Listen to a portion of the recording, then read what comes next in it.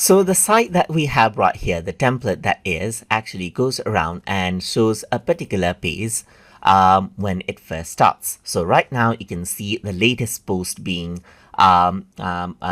collected out right here, and this shows up as the default home page. But you can go ahead and change that as well. So to do that over here, if you were to go around under settings, then you can go around onto reading, and over here you can see the home page displays option. So right now it's on the default, that is, it shows the latest post. But let's say I want to show the events page in the beginning. So once I go ahead and save this, then what happens is that if I were to go ahead and refresh now, then you can see the events page now right here and not the overall post pages right here. So I can go ahead and select maybe a particular page like sample page or contact page right here, just like this. And once I do that, then it shows up the contact page right here in the beginning, as you can see right here. So you can choose what you want to set as the home page, the static page or the dynamic page with the post right there.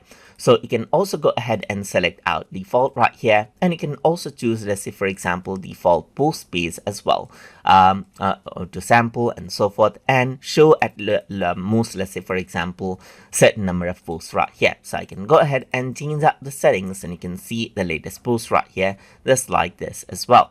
So that is how you can go ahead and set out the page right here, the default page that is inside of wordpress.com whenever you start a website. So I hope you guys learned something as always. And as always, please like, comment, share, and subscribe.